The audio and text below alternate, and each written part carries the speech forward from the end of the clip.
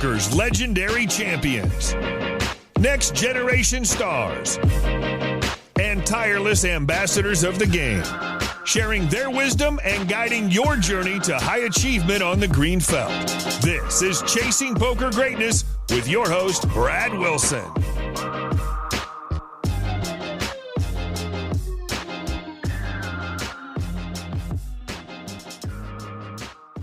What is happening, my friend? This is your host, Brad Wilson, the founder of EnhanceYourEdge.com, and today's guest on Chasing Poker Greatness is one of the GOATs and a man I've looked up to for many, many years, Andrew LuckyChewy Lichtenberger. Andrew has racked up over $10 million in live MTT winnings, as well as being one of the foremost crushers in any form or setting of the poker world he decides to dive into. Just a few of his MTT career highlights include 5 WSOP final tables, including a bracelet victory in 2016 for $569K, winning the $100,000 High Roller Alpha 8 in Las Vegas for $1.7 million in 2014, and a second place finish in the 50K WSOP High Roller for $917K just last year in 2019. Chewy and I's conversation leads us down the path of his ongoing love for the game of poker, using intangible intuition when you're on the green felt, separating your biases from your intuition, which can be very, very tricky, and what Chewy believes to be true about our lives. Today, you'll learn how Chewy goes about integrating his intuition with tactical analysis at the poker table, how to build awareness of your quote-unquote spidey sense so that you can more trust your gut, our opinions on why poker players tend to play much longer sessions when losing, despite all conventional wisdom telling us to do otherwise, and much, much more. So without any further ado, I am honored to bring to you not only one of the greatest poker players of all time, but also a genuinely amazing, amazing human being, Andrew LuckyChewy Lichtenberger. Andrew, how are we doing, sir? I'm doing very well. I'm enjoying my quarantine as much as I can. I can't wait for all these quarantined podcasts to release like right in a row. It's just going to be like 50 podcasts all recorded in quarantine, released like 6 months in advance. Yeah, hopefully, right? It's a sign of people doing the right thing. I hope so. It's a mess, and I think diving deeply into it is not beneficial for me, probably not the audience either, I think, at this point, because it's so pervasive, right? What's going on. Yeah. I mean, not that I couldn't, I'm more restraining myself because I could obviously just talk and talk and talk. And the name of the podcast is Chasing Poker Greatness. And I want to start it out with you specifically, asking you, greatness is an abstract word. What does greatness mean to you? In this context, I associate greatness quite a bit with the idea of like excellence or mastery, where you work consistently at a particular skill in order to, evolve your skill set as it pertains to that, and continue to improve and get to that place where there's always more to learn, new ways to see things. But just to continually improve, really, and I guess have that mentality of always wanting to learn and being hungry and being open to new ideas and so on.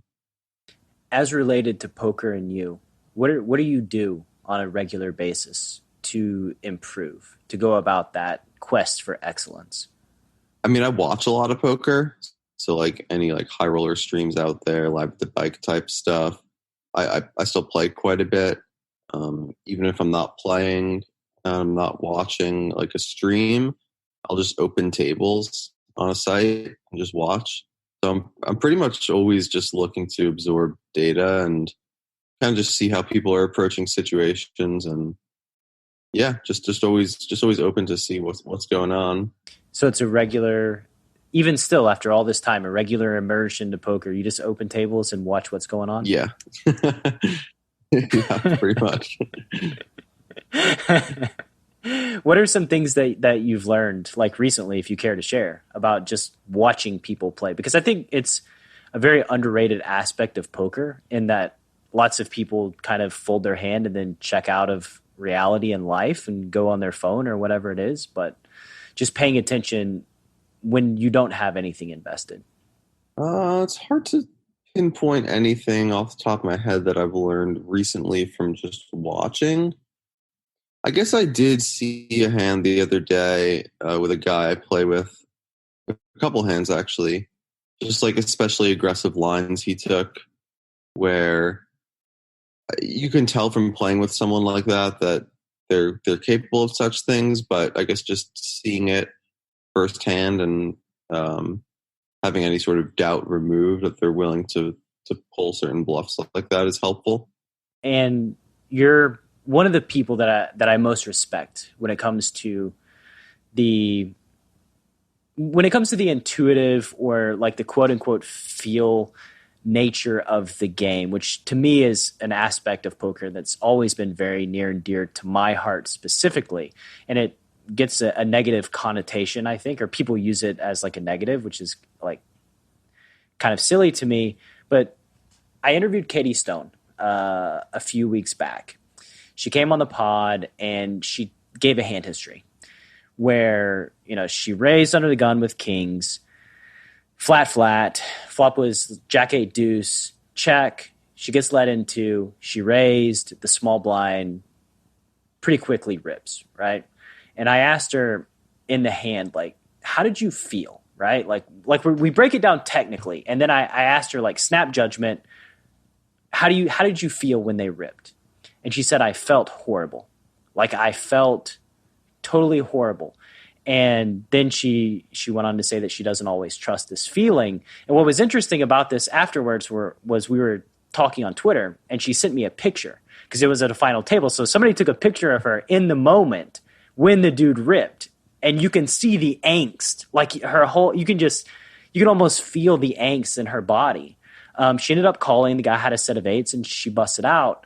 But like, why do you think poker players specifically, even though they feel this angst, this intuitive feeling that in a spot like this, they don't trust it and instead do what they think is the technically the correct play or the safe play? Well, I mean, the obvious answer, I guess, is that the feeling is a little bit less quantifiable, at least as we currently approach it.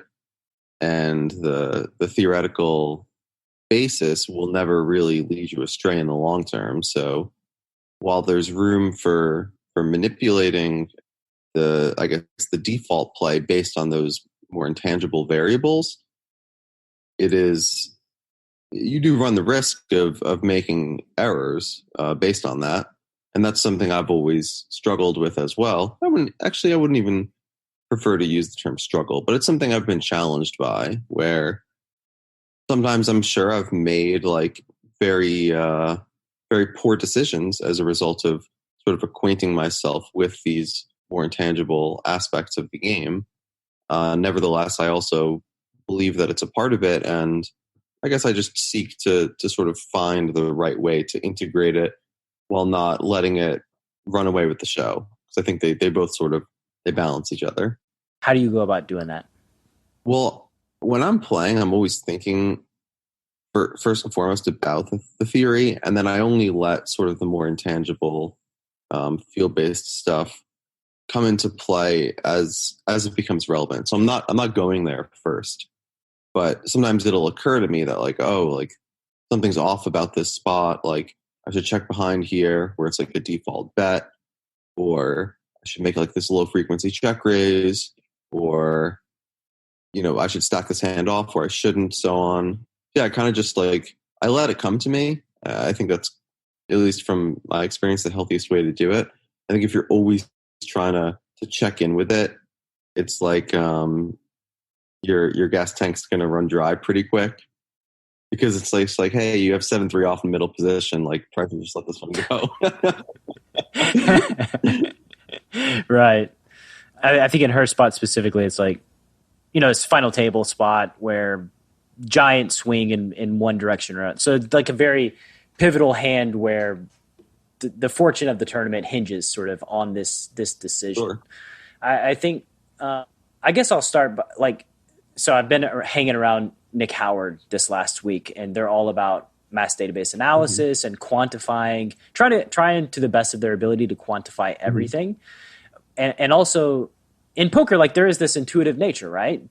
There is an intuition that we use. And it's just, where do you think this intuition comes from in the first place? I guess we can start there. I mean, my personal belief, not probably a widely held belief, I guess it depends who you ask, is that it comes from somewhere outside of us, called the collective consciousness, for lack of a better term, where, I think our minds are sort of connected to this larger mind, and we call it the hive mind, I guess. And we're able to receive data from that hive mind, and we don't really know exactly like how we get it, why we get it, when we get it, but there's some sort of impulse there that I think becomes evident at various times, at least for those that choose to look into it and maybe start to uncover a little bit of what surrounds that topic.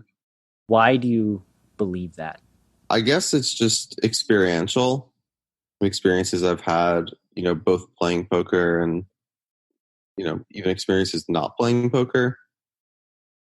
Can you describe one? Yeah. Well, I mean, I guess I could describe any sort of poker scenario where I felt I had an intuitive impulse, but I guess it's probably more helpful to describe the way in which it happens. Like, often there's a physiological component associated with it, but it can be tricky to figure out what exactly is going on. So, like, say, like in Katie's example, you said she looked like she was feeling a lot of angst and she felt terrible.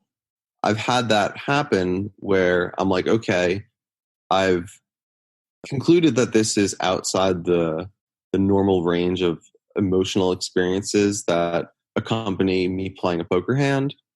Nevertheless, I now have to determine whether or not this means that proceeding in the way in which I ordinarily would is a good idea or a bad idea.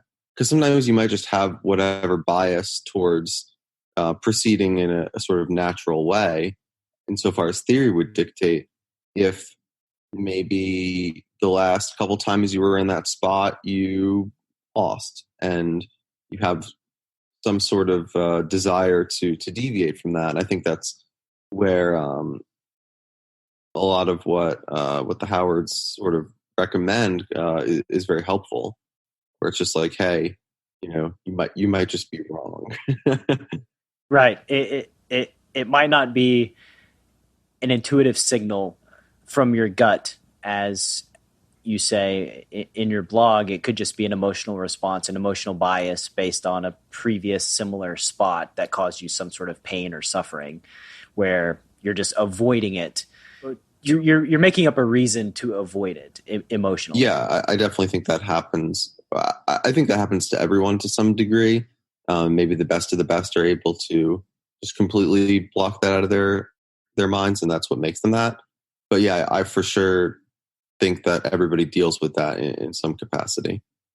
Sure, and I think you can even feel it sometimes. Like, I can feel it as I go through my sessions and I'm making decisions, and like, I think humans are tricked by randomness a lot. We're horrible. Humans are just bad at being random in general.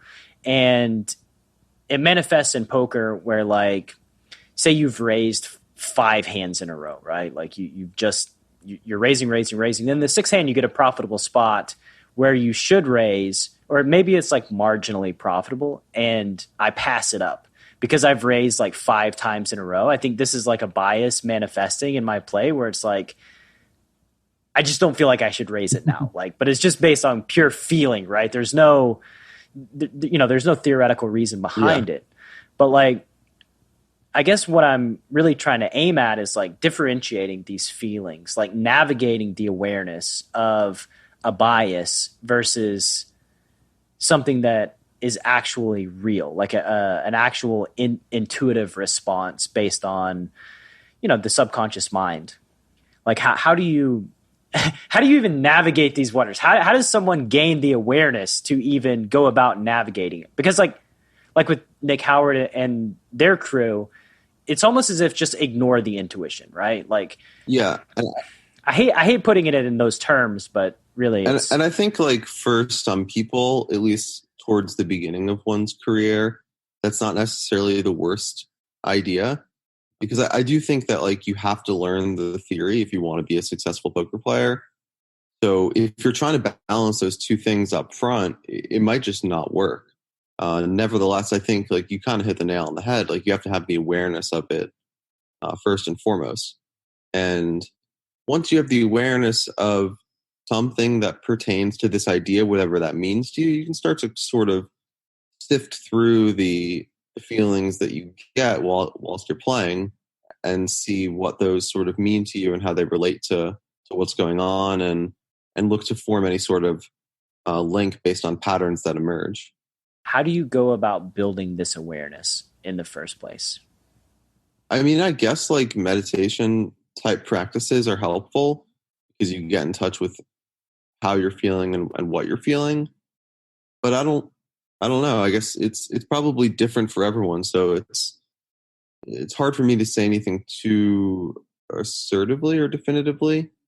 But I don't know. Like when I'm playing, I'm pretty aware of how I'm feeling. I think it also helps a lot with like tilt control type things.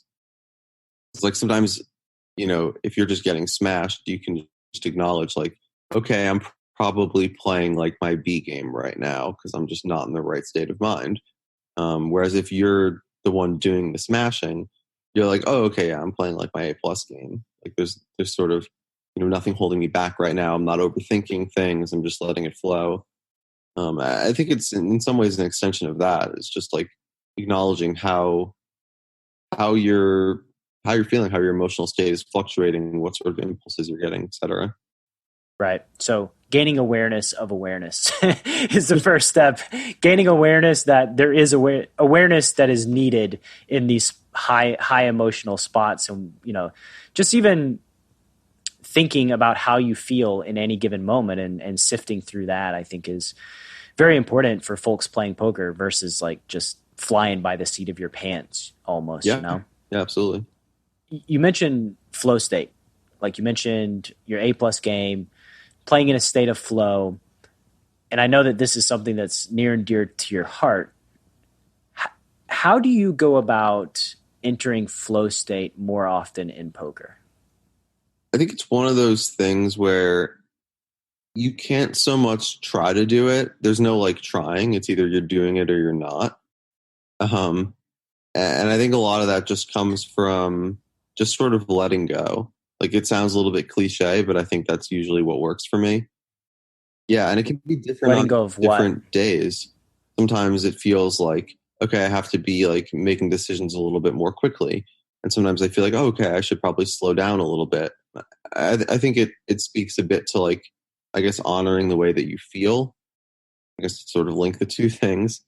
Like I know there's a chess master, Igor Petrosian was his name, and he was very revered for like, just being a phenomenal tactician and defender and so on.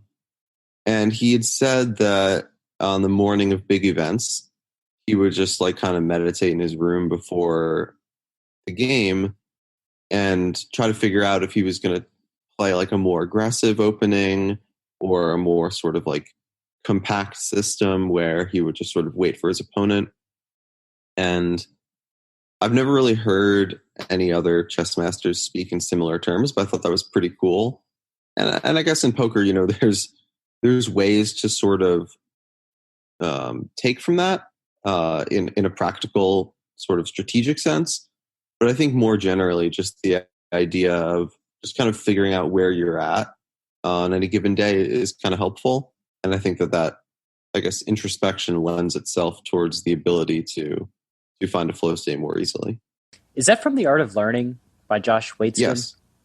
Like I'm pretty sure I read. Yeah, that's where I read it. Yeah. Yeah, I remember that specifically because I thought I related to that. Like, I think that in poker, some days you're more aggro, some days you have more energy, some days you have less energy, and sort of just accepting that and leaning into it. I found effectively over my poker career that leaning into any emotion that I have is always better than fighting against it. As long as it's not a negative one. Well, right. As long as it's not just like pure monkey tilt, sure. Right? But here's something that I've been thinking about a lot, and my listeners are going to get sick of it because I'm going to talk about it with multiple guests in a row. But I wanted to talk about it with you specifically because I thought you might have some good insight, and I could be totally wrong about my theory. And I think that for some people it could be a dangerous thought. However, I've noticed in my poker career that I've always been a high intensity player. So high intensity, I can go for 2 or 3 hours max, and then I need to rejuvenate in some way. Like I need to get away and come back. And like, I just know this about myself as a human being.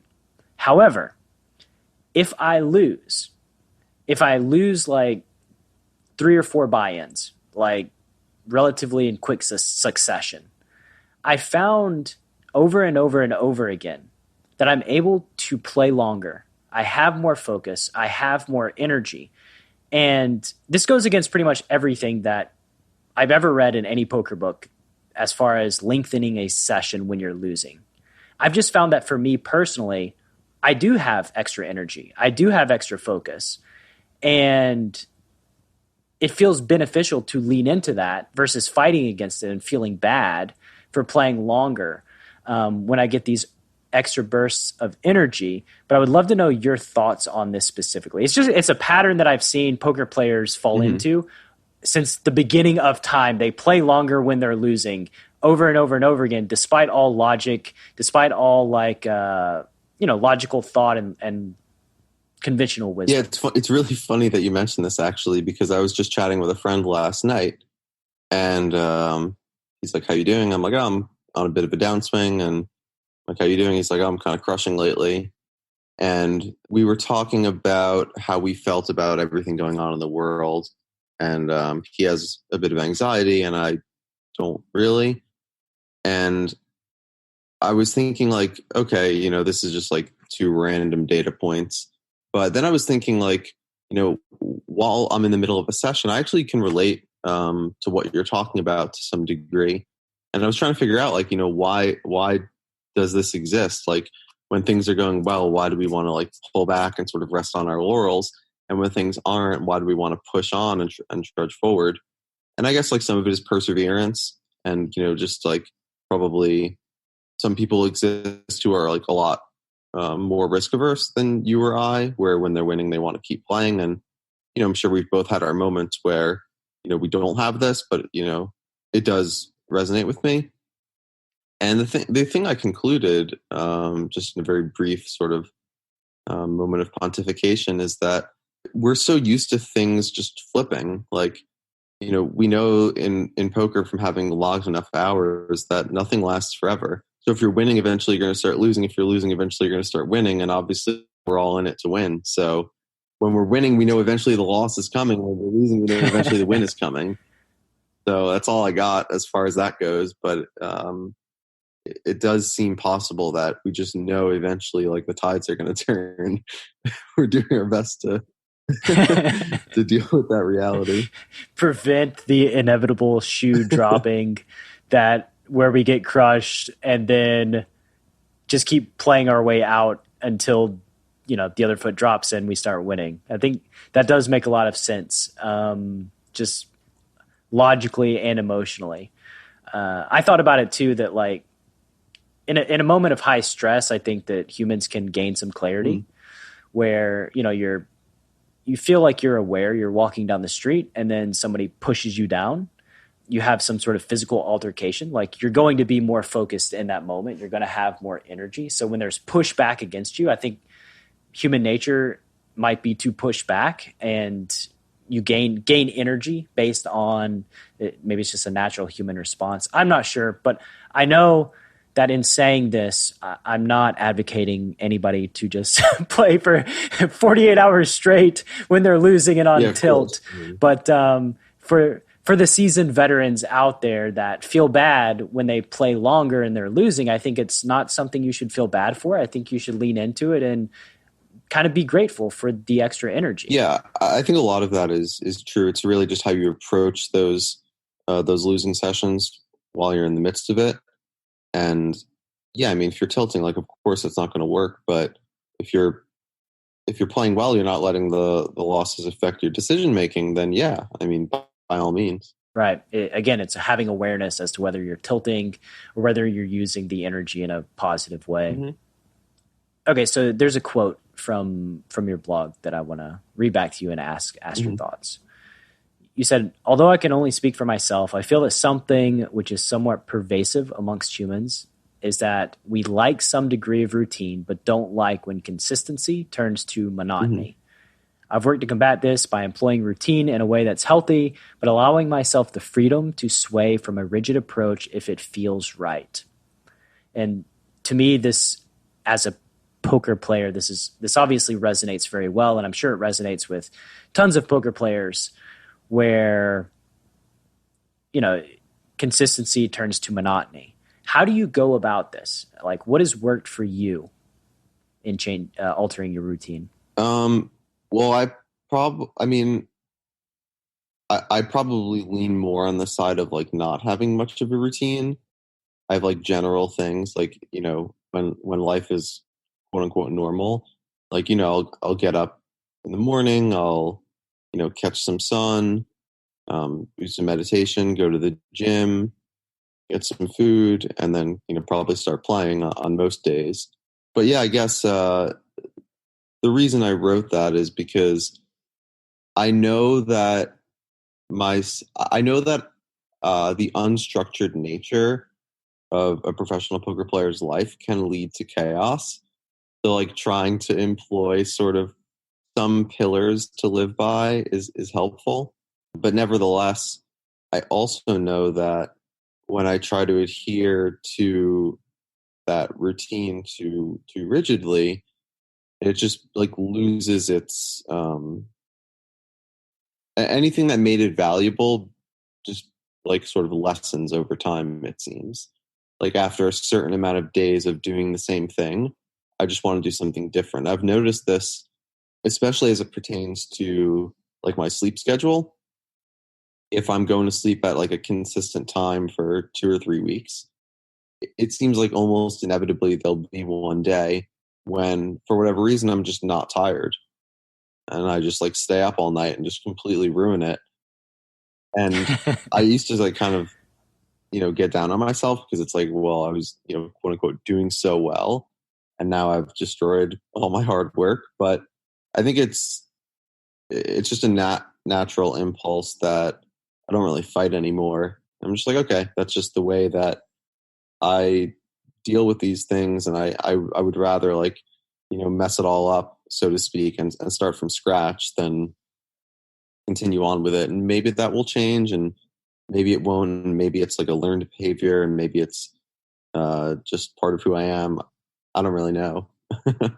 It's so funny that you say that because I just a few hours ago got finished speaking with Anton Wig, and he told me a story where somebody, y'all were playing poker together. Somebody asked a question of like, what's your biggest regret over the last 3 months? And like people were giving their reasons. And he said, Chewy sat there for about 3 minutes and said, I know what I got mine. I have mine.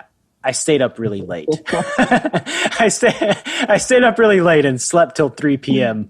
a few weeks ago. Yeah, no, I remember that. It was not too long ago that we had that interaction at the table.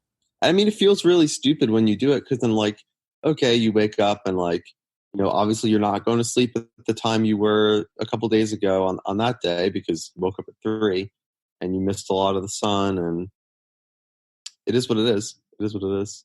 It is what it is. Yeah, it's just, I think, again, you know, instead of, I think humans just in general, at least in my life experience, instead of leaning into the negative connotation with these things, the negative feeling of breaking a habit, just all the negative feedback that you can give yourself, just sort of accepting it as, okay, biologically, I wasn't sleepy. I stayed awake all night and it just happened. And now, maybe this is just my normal, right? Like trying to quantify everything, like something that I see people do all the time is like, you need 6 hours of sleep. Like if you're sleeping more than 6 hours, like you're lazy. You're a lazy person, right? And I know me, I need 9 hours, period. Like that's my optimal amount of sleep.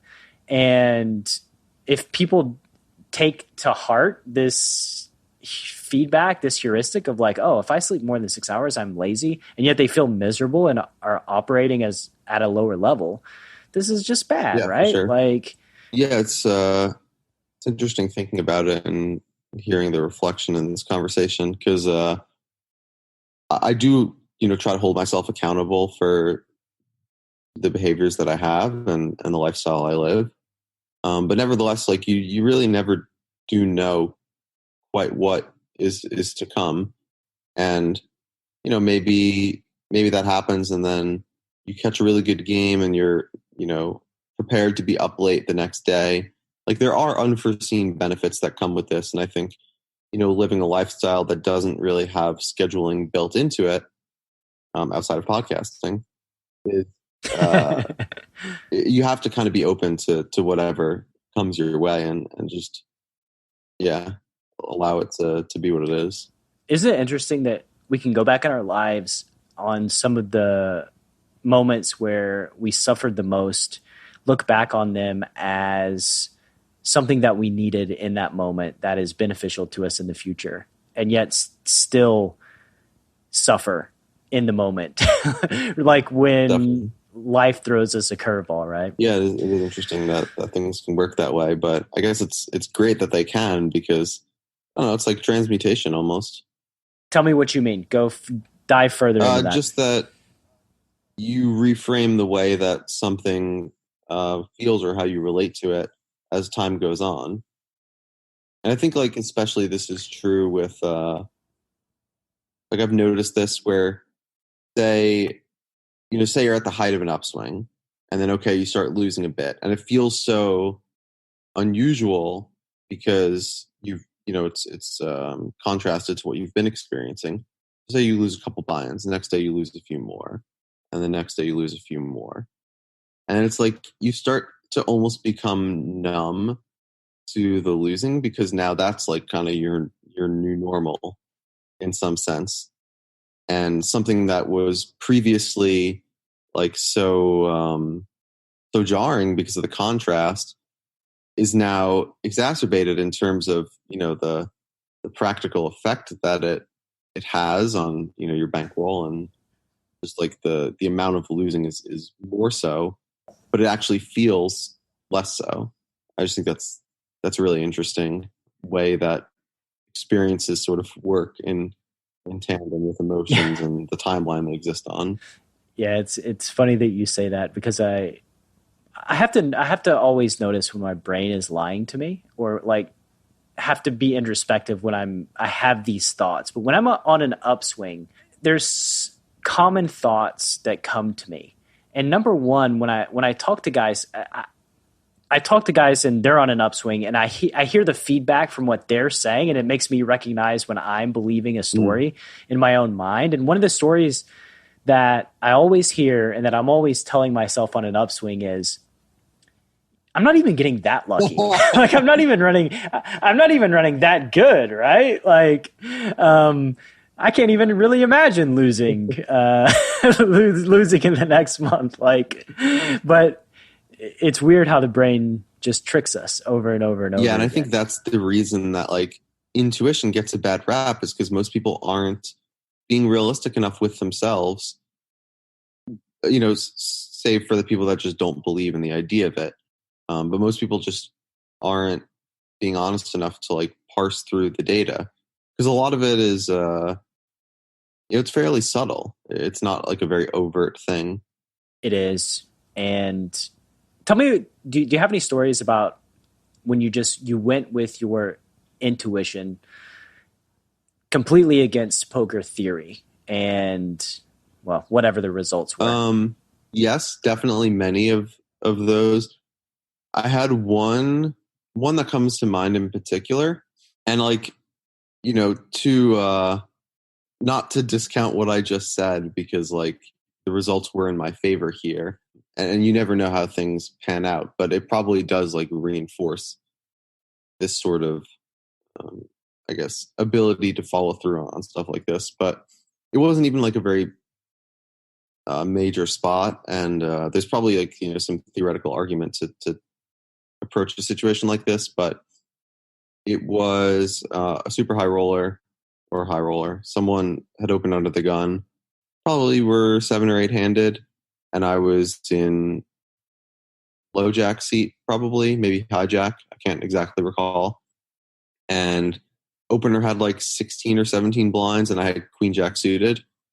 It's kind of a default hand to flat with.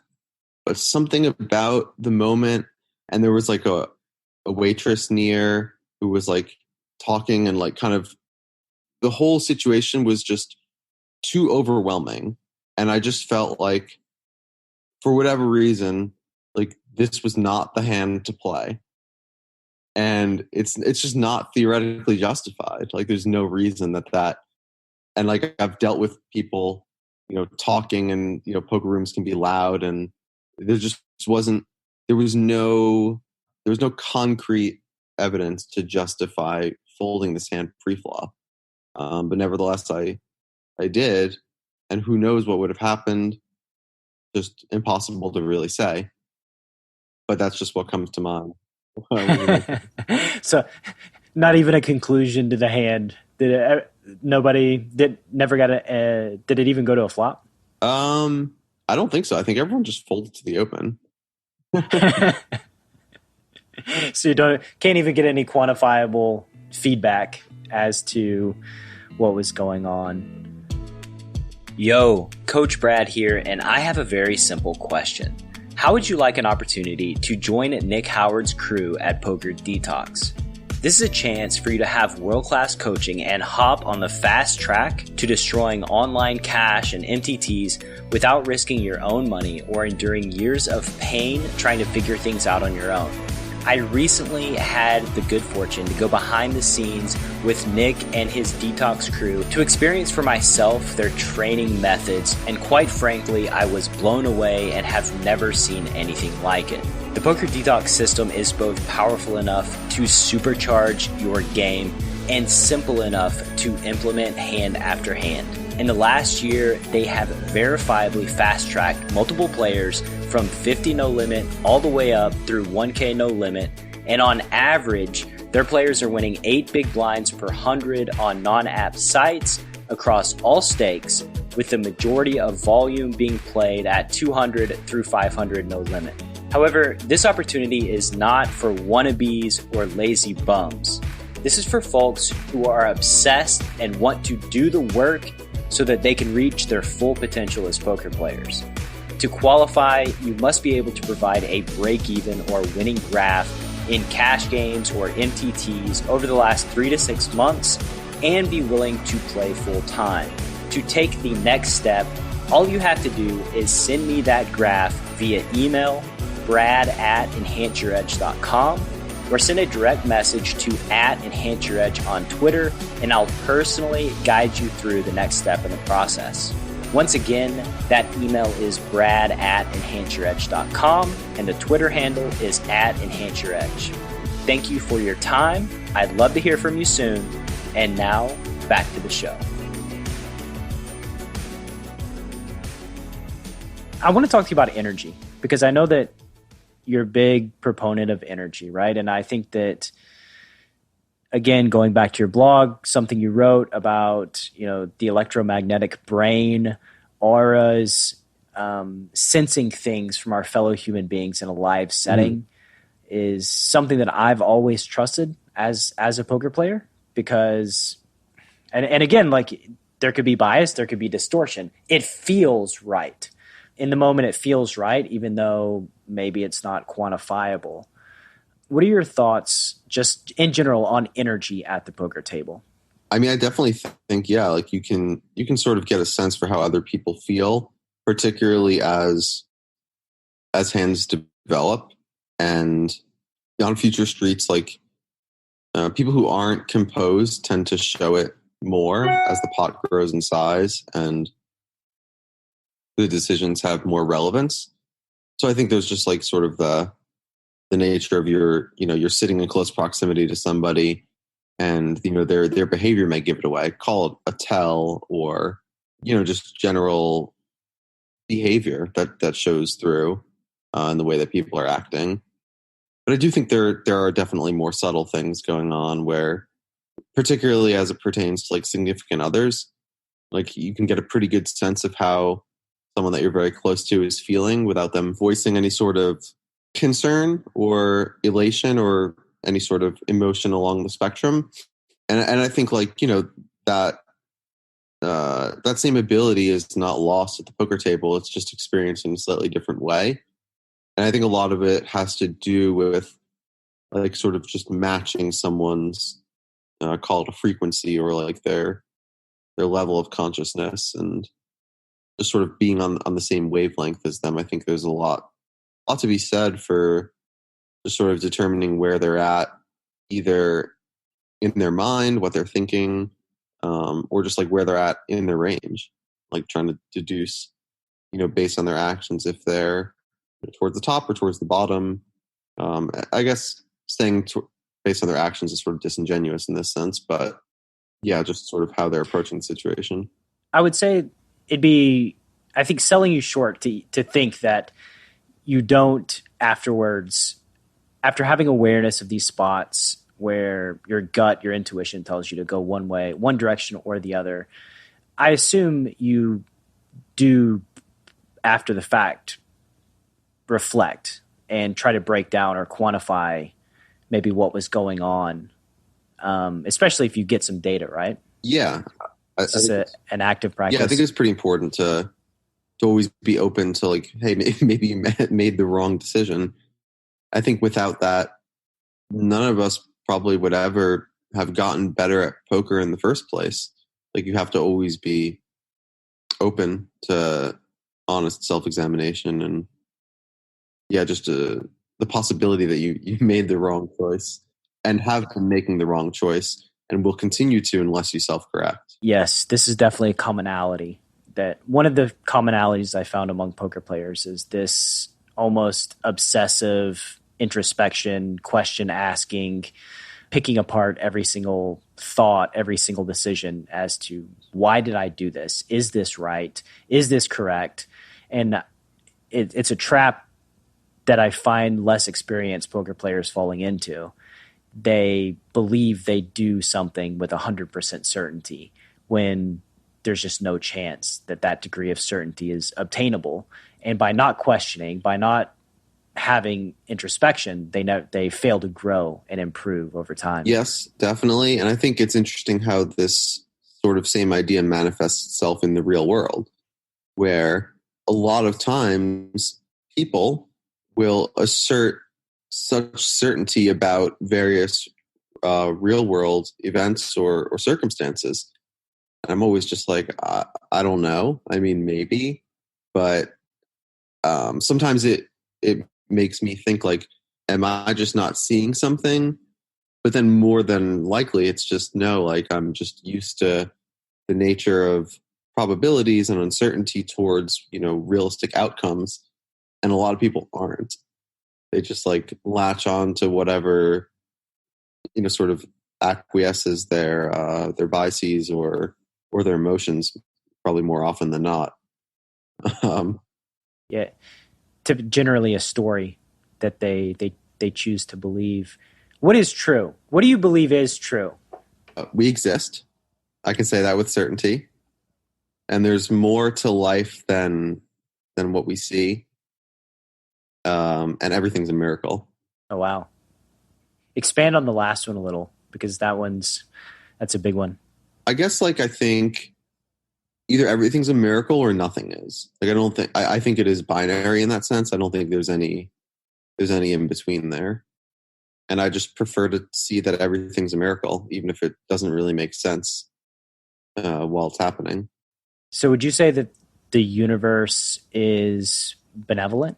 Yes, definitely. I think a lot of people would probably argue against that. But I think, there's some sort of underlying, like, universal hive mind, and it has intelligence and benevolence for sure.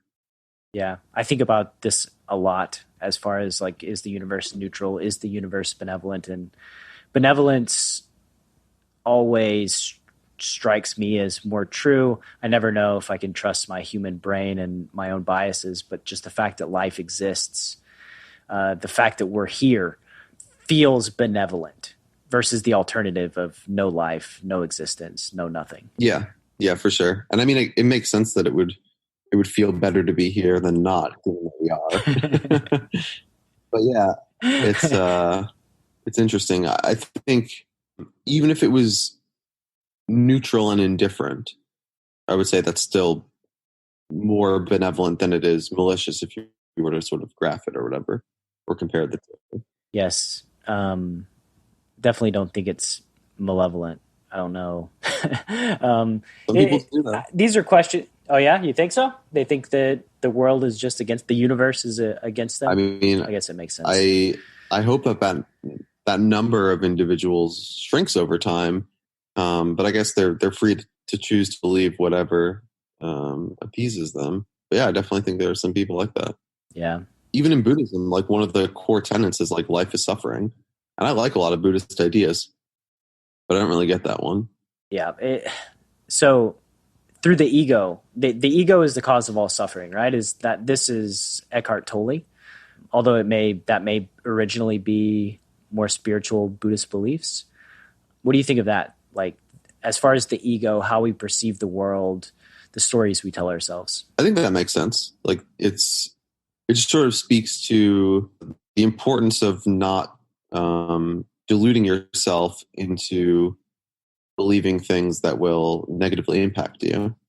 It's really hard letting go of identity. It's really hard letting go of the things that we genuinely believe to be true as human beings, without any sort of outside catalyst. And yeah, it's just the ego to me feels like an evolutionary tool that makes sense of everything and is the basis of our identity. I don't think the ego is inherently negative. I think it's more just like a filter system, but I think it can be, and probably often has been, and that's why it's gotten a bad rap. Yeah, I mean, if it's evolutionary, it's built, it's something that is designed for human beings to be more successful and to navigate the world and to work together as a community and as a tribe. But obviously, when you exist solely through the ego, problems are going to just naturally develop. And I think that, like, whenever there's conflict amongst opinions, just with people in general, like you said, I find myself falling into the trap of being right. I'm on the right side of this. I am right. And then when I think about it a little further and analyze the ego, I think, well, this person's coming up from it through a different filter, from a different place. And the story that they're telling themselves, like, who am I to say somebody's story is wrong and my story is right? Like, that seems arrogant in a way to me. Yeah, I mean, it is, and I can also relate to having been on your side of things in the past. Anyway, I'm taking us far away from poker, but let's jump back in. What's the most unexpected thing that's come from your poker journey? I mean, to be honest, it's all kind of unexpected to some degree. Like, I mean, when I first got into it, I just really liked playing. I didn't know how many great people I would meet. I didn't know I would do it professionally, that I would travel the world, that I would achieve success in a variety of different ways. I feel like the unexpected nature of it is kind of still evolving, but it's all really, if I were to speak from where I was when I started. Yeah, it's Maybe it's just the journey through life. Yeah. Everything is unexpected. Yeah. When you think about joy in your career playing cards, what's the first memory that comes to mind? Probably when I was new to playing online tournaments. I'd achieved some level of success in cash games. And I just saw how many friends of mine were doing well in tournaments and was just kind of drawn into them. And I lost for a few months and like a decent portion of my bankroll at the time. And then I just went on a massive upswing, won a seat to PCA, got like third in F tops, continued having like various other scores. And that sort of stretch was very joyous because outside of just the direct financial gain, it was also representative of the idea of like, okay, if you're not doing well now, but you're playing well, you're just setting yourself up for when the tide does turn and you will eventually have the success. Like the seeds that you're sowing with your good decision making will eventually bloom, and that will be very joyous. That's a great lesson, and sort of the opposite of Jeff Mattson, who I had on the show, who like his first WSOP went from a high 4-figure bankroll to the 7 figures in less than a month because of just tons of success in 2006. But then obviously you have to learn the inverse lesson of I'm not just going to win every single tournament that I play, right? You need that balance as poker players. And that's a greatness bomb and a great lesson for the folks listening, that along your journey, do the best you can, make great decisions. There's seeds that will eventually manifest if you just keep at it. Yeah, and I think about that a lot, like when I'm playing and losing, and like particularly losing all ins. Like, well, I have to contribute to my part of the statistical aspect of this game. Like, I struggle sometimes. Again, I shouldn't say struggle. I'm challenged sometimes by like knowing why I'm doing something. If at the end, like I know, I could track all my results and be like, okay, I win X dollars per hour or per hand or whatever. But like even something as silly as like generating points in an online site will sometimes like make me feel as if like, okay, there's a reason I'm like sitting here playing outside of the money, and like to that point, like knowing that, okay, like even though I lost these all ins, like I have to do that in order to win. Like it's just part of it. It's the other side of the same coin. It just helps like with getting through tough times, I guess. What do you make of that struggle? Like it just, especially after you've been doing it for so long, right? Like what do you make of the experience itself?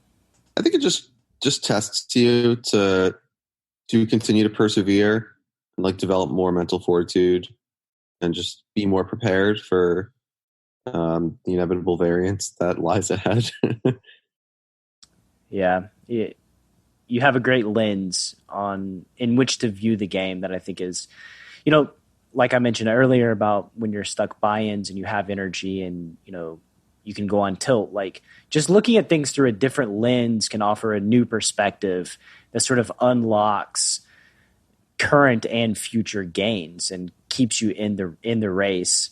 Because it's easy to get overwhelmed with emotion. It's easy to get overwhelmed and feel like the world is going to end. As a poker player, this happens to us more regularly than probably most human beings, I would think. Yeah.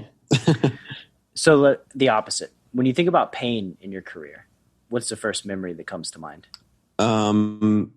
Yeah, so definitely playing high stakes heads up against mostly one opponent, but there were other people in the player pool that were also looking to play this guy. And my friend and I were splitting action. And I've told this or at least briefly alluded to this anecdote on one of Joey Ingram's podcasts, but I probably had mid to high six-figure bankroll at the time, and we lost. Or I lost 300K in one night, and it was so like shocking because, I mean, just being blunt, like I was a lot better than the people I was playing, and it's just like, wow, like things can just go awry. Fortunately, the very next day, playing against the same players, I was able to win it all back and then some, which is crazy that I was even back in the games. But I guess to my earlier point about perseverance, like it's definitely helpful outside of, just being a beneficial quality to have. Like it at times will, lead to the ability to capitalize on the good opportunities that you have in terms of games that you can find and people you can play. What stakes was this? 200, 400. So 300K is like, what is that, 8 buy-ins? Something like that? A little bit less, yeah, 7.5. 7.5 buy-ins. What did your friend think? What did your friend say? Like, I guess he wasn't like in the room with you, but was he sweating it online? And yeah, so it's funny. He's got a really unique way of approaching situations like this, and to his credit, like it's one of the reasons that he's very successful and has found success in other areas of life outside of poker. But he was always very encouraging. Like anytime any sort of big loss happened, and just kind of acknowledged that it was part of it, and did a much, much, much better job, and continues to do a better job of dealing with swings than I do. Well, that's the right person you want to be hooked up with, I think, in a moment like that. Yeah, for sure. You don't want to be hooked up with somebody emotionally unhinged who sleeps through the night and wakes up and you're like, oh, we lost 300 yesterday. Good morning. Yeah. If you could gift all poker players one book to read, what would it be and why? Quite possibly The Art of Learning. That's a really great book. It did a good job of highlighting a lot of ideas that I've had but had never put into words. Yeah. He's a really fascinating human. It's a great suggestion. I'm pretty sure Elliot Rowe suggested it as well. I think I've read it. I've read it 2 or 3 times, but it's been a while. I need to read it again. If you could wave a magic wand and change one thing about poker, what would it be? It's just to have people be nicer to each other. Like, I know a lot of times when people act out, they're just upset because they're losing or what have you. Yeah, sometimes people are just selfish or whatever, but don't be dicks. Be nicer at the poker table. Yeah. Why not? This may go hand in hand with this one. If you could erect a billboard, every poker player's got to drive past on the way to the casino, what would it say? It's hard for me to think of an answer because, like, I guess I think there's a lot of helpful ideas to share within poker, but I think there's more helpful ideas to share outside of poker as it pertains to the world around us. So I guess just like be positive, keep your head up type of thing. So what wisdom would you share to listeners of this show who are hell-bent on realizing their poker dreams? Just that it won't happen overnight. If you're really serious about succeeding in poker, then just keep working at it. And if you make the right decisions in terms of who you spend your time around and, what games you play in and what content you consume and how you study and how you live outside of poker and balance your life, then you'll succeed. Like it's not at all the case that it's impossible to break through. Well, it's more difficult now than it was 10 years ago. That also could change in the future.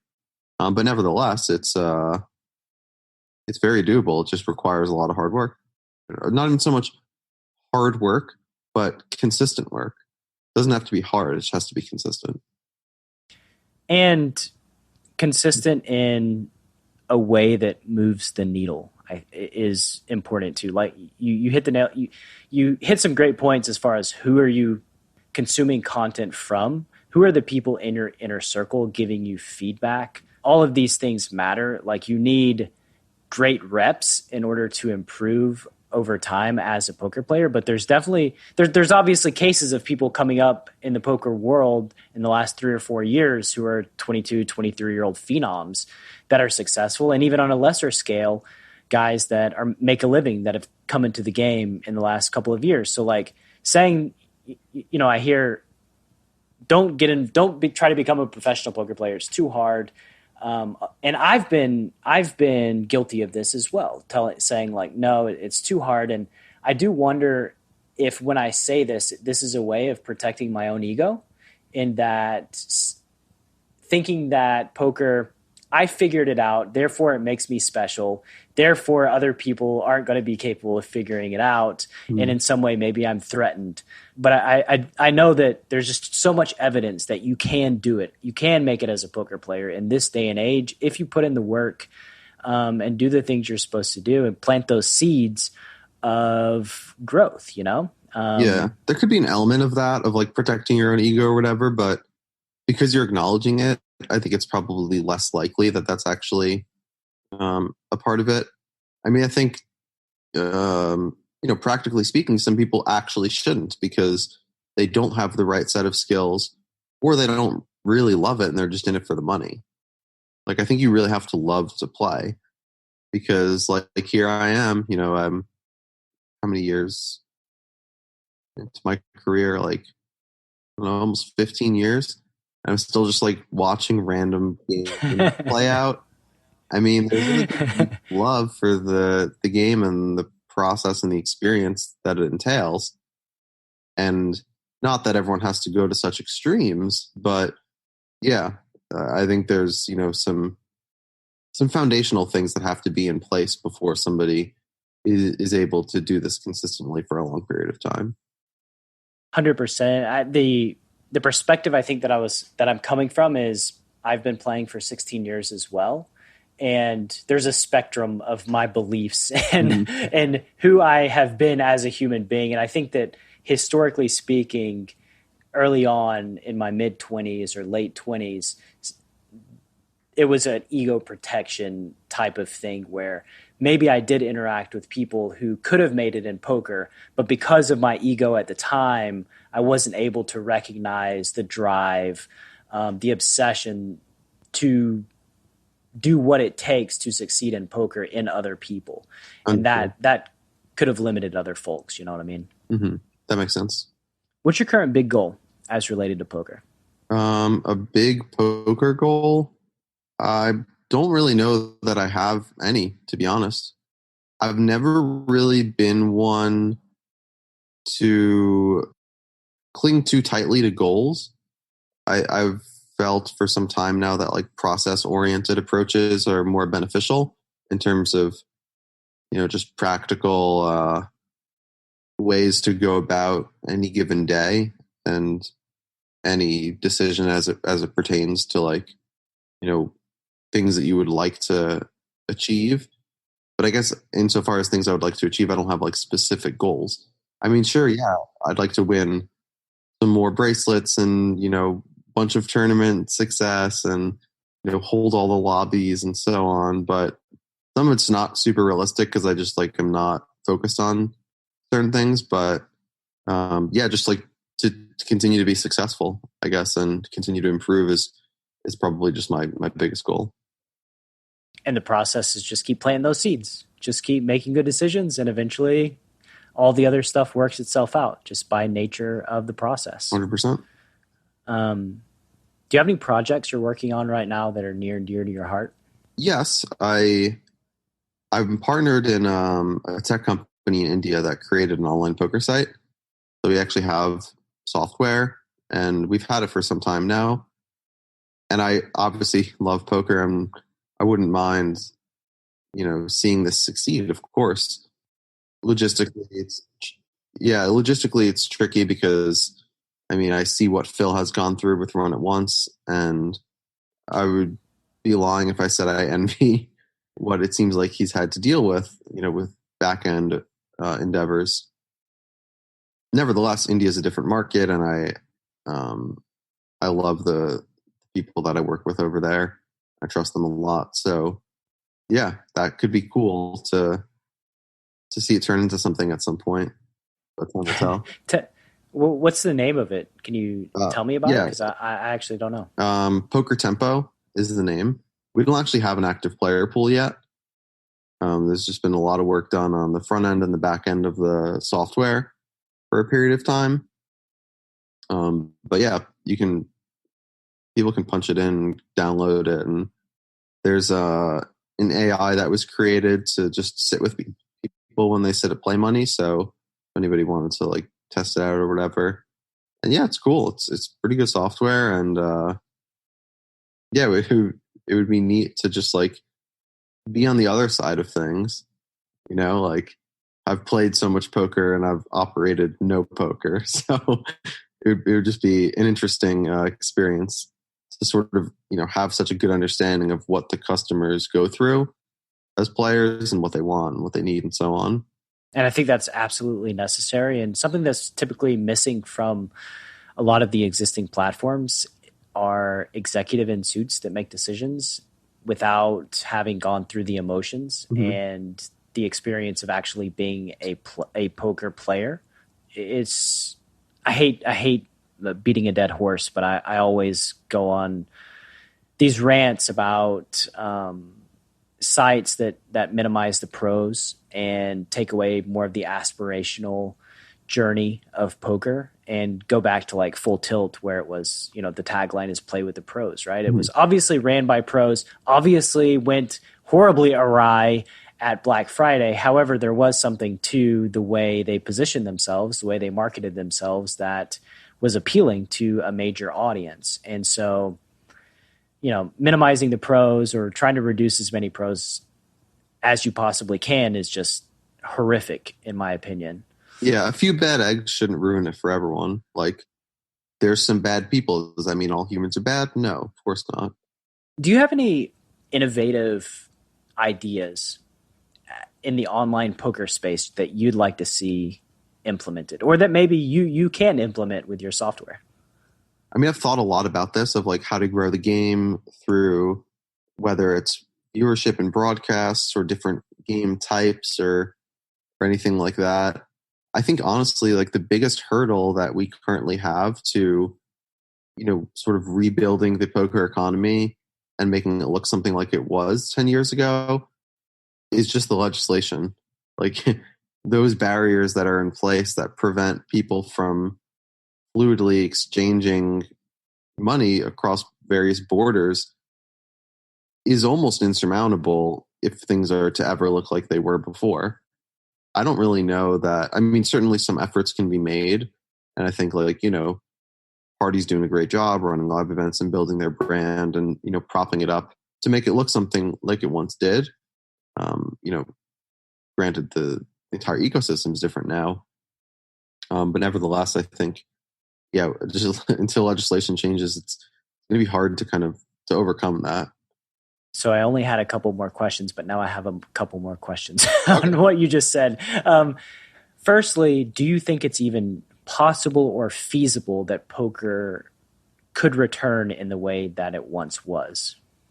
Yeah, I think it's possible. It might not be probable. And were it to come back in the US, would it be the same as it once was? Definitely not. Because the game has changed so much in terms of how people relate to it and their perspective on it and strategy and whatnot. But it's possible that it would look something like it once did. But even then, like it used to be that, it was Italy, it was China, it was the UK, the US, Mexico, everyone's sitting together. And I don't know that is, if we were to just completely throw caution to the wind, and the government was like, yeah, just play with whoever, and all governments just sort of had an enlightenment moment, and we just sort of became collectively enlightened. Yeah, it's very possible that it would look quite a bit like what it once did. I like that. Second question. What's the future of online poker look like, especially with the advancements in AI, in software? Do you think online poker is a sustainable thing? I think it can be if it's policed. And I think, part of the reason that regulating sites is somewhat important is, if these unscrupulous behaviors come with the possible punishment of actual crime, it would be somewhat of a deterrent. Now, I'm sure some people would still choose to do it. Nevertheless, it would be helpful in combating and mitigating that behavior. Yeah, like dude using some sort of assistance software and gets to go to prison for stealing or whatever the punishment may be. Or right? can you just get something on your record like, oh, you're a felon, like you cheated in a game? I mean, yeah. I don't know what the equivalent is in like a casino setting. I guess they just 86 you and maybe they press charges. I don't really know. I'm not familiar. I have no idea. As far it would probably be a bad thing if we knew exactly what happened if you got caught cheating in a casino. Yeah. All right, one more question, and then we'll call it. We can get back to quarantining ourselves. What's some common poker advice you hear that you completely disagree with? When people commonly talk on streams about like hands being underrepresented, it's just not used well. Generally, like. Sometimes it is. Sometimes like you actually have an underrepped hand, but sometimes it's just like, no, like that hand is just like in the person's range and it's not over underrepresented. It's just in there. I don't know. It's just something that I hear periodically where I'm just like, oh, that just doesn't really make that much sense right now. Yeah. It's represented perfectly. Yeah. Usually, and I can understand where they're coming from. It's as it pertains to like the upper portion of someone's range. But then you should just say like, oh, it's just higher in their range. I don't know. That's just what comes to mind. Yeah, it's like you flat a 3-bet with aces, and then they go bet, and you're like, oh, I've underrepresented my hand, right? Because I guess you didn't 4-bet, even though some percentage of the time you are flatting with 3-bets in position. So it's a perfectly normal part of your range. That's even a more accurate use of the term. But yeah, I don't have a specific example, unfortunately. It's just something that I've seen or heard. Yeah. I hear the term unblock, and that term breaks my brain. Like, I have a hand that unblocks the bluffs, which for some reason it's just hard for me to wrap my mind around it, because it's like, anyway, it's one of the things that I've seen or heard people use, like, oh, what about the times that you unblock something? And I mean, I'm like, so I have something that's not relevant to anything. I just have 2 rags, basically. Okay. I think a lot of time unblocking is most helpful when we're bluffing and we want them to have like the obvious draw. A lot of times why like giving up with flush draws in certain cases is good because you've mitigated the chance of them having the flush draw to fold out, type of thing. Right. And I just think about it as like, we're not blocking. Like, we're not blocking the hands that we want them to have. But then when you throw unblocking into it, my mind just doesn't compute for some reason. All right, man. Final question. Where can the Chasing Poker Greatness audience find you on the World Wide Web? On Twitter at LuckyChewy. I don't post a ton of stuff because I just usually don't feel compelled to. But yeah, I have a blog that I update also fairly infrequently. I create content at LearnWPT, make videos and teach seminars with them, and can't say enough good things about them and the whole team they have. It's just a great group of people, and it's really fun to teach. It just kind of like brings everything back to basics for me, and yeah, just articulating ideas that I have in my mind it really forces you to be honest with yourself about your own play and your own thoughts when you're sharing it with others. How often are you updating the curriculum, the things that you teach in Learn WPT? So I'm not solely responsible for that, but I would say it gets updated 2 to 3 times a year. That's good. That's a high frequency. Yeah, and it's not like it gets totally revamped, but like, okay, we can change around these slides, add these, take these away, type of thing. Yeah, because by the nature of poker, it's just evolutionary. It changes. It is over time. Ideas need to be updated. Well, thank you, my man, for your time, for your energy. I'm very grateful. I appreciate it. And let's do this again sometime in the near future.